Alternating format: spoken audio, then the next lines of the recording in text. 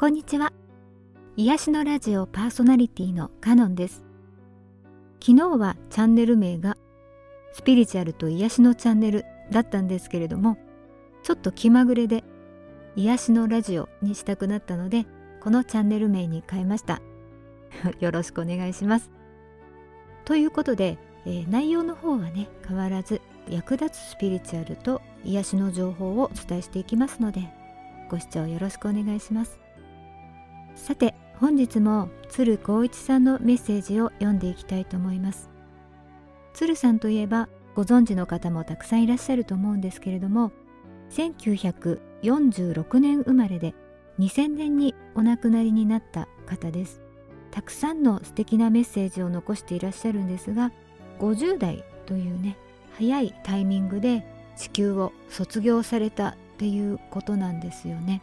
ですが、おそらく肉体を脱いでからも私たちのことをサポートしてくれる、そんな気がしています。それでは鶴光一さんの新人類の覚醒進化プログラム、お聞きください。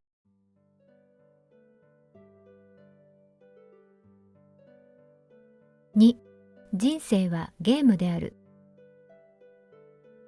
あなたに一切の制限はありませんと言われたら、あなたはどのようにお感じになるでしょうか。私たちの魂にはもともといかなる制限も制約もないようです。無限が人の本質であると伝えられました。そして私たちは実は今この瞬間も誰もが無限です。自分はこんな人間であるという認識がそこにあるだけです。あなたを限定しているものは自分の思いだけです。あなたが自分は無限であると信じきったとき、あなたはそうなります。いえ、もともと無限であったことを思い出すだけと言った方が正しいでしょう。もともと無限であったものがルール、制限を作り、ゲームを始めました。地球人間ゲームです。源へ帰るゲームです。意識の進化ゲームです。身長150から200センチぐらいの肉体をまといます。脳細胞は数%だけ使用可能。見える範囲は全振動領域の 0.001% だけに制限する。平均プレイ時間は80年。ただし最高は120年まで。ルールは厳しいが、その範囲内では 100% の自由が残されました。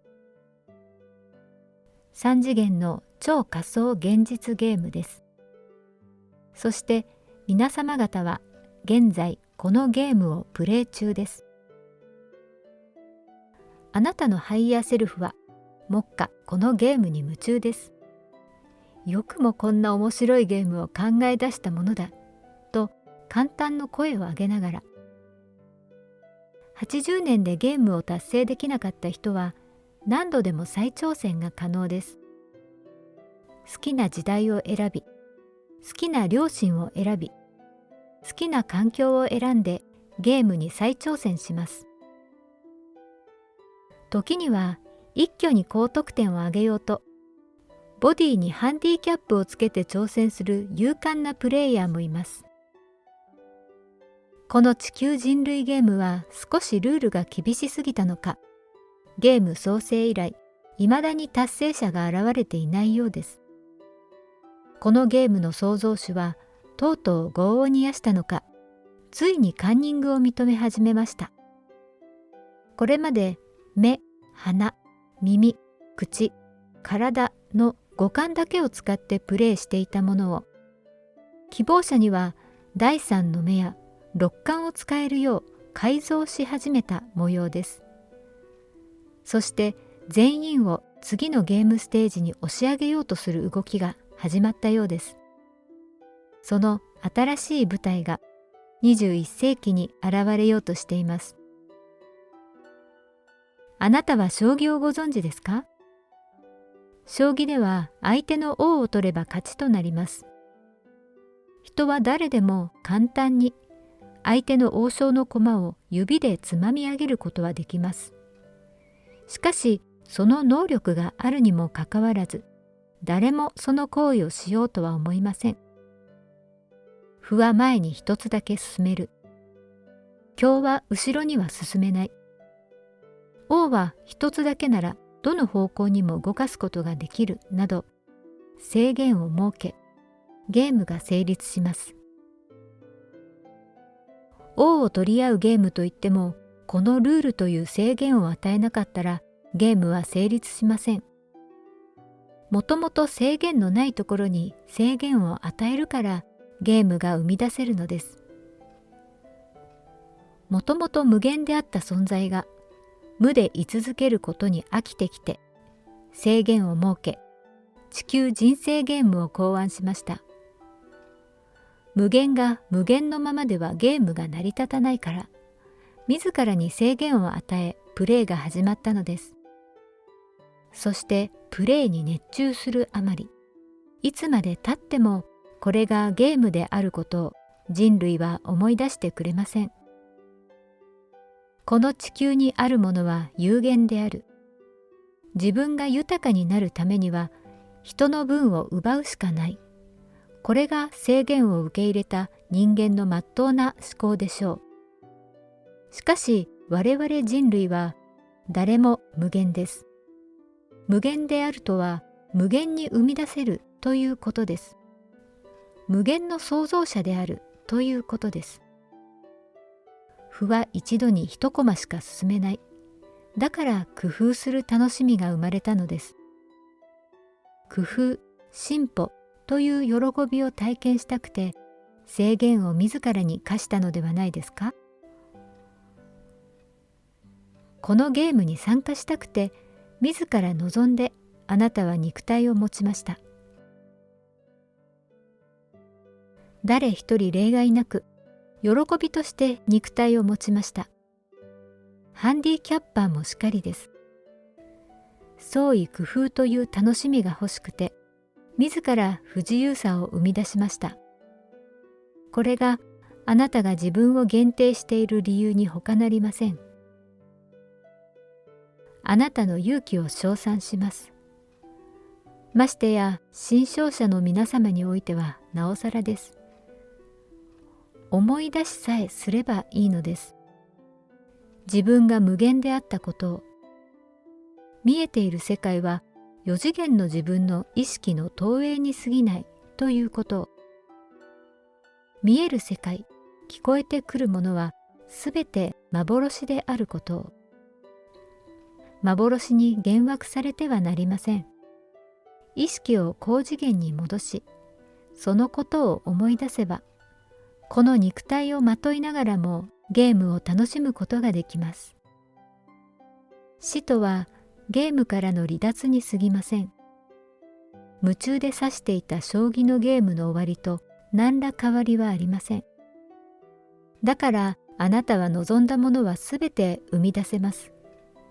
このことに例外はありません。ことの真理に 50% だけ真理というものはありません。99% はそうだが 1% は違うというものはありません。100% そうなのです。あなたはなりたい自分になれます。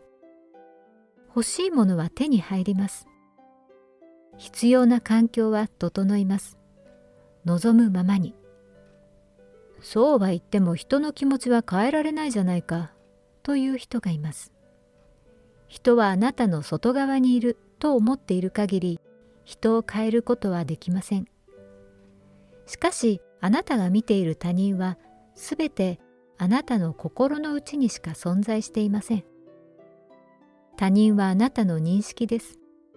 あなたの意識が変われば、あなたの認識も瞬間で変わります。すなわち他人も瞬間で変わってしまいます。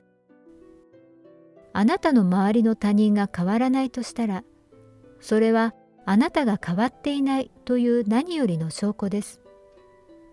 あなたは進化したいですか？したくありませんか？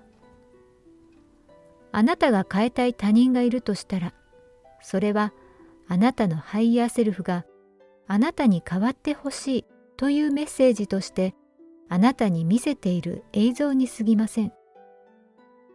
困った人がいるのではなく、あなたに困った人だという認識があるだけです。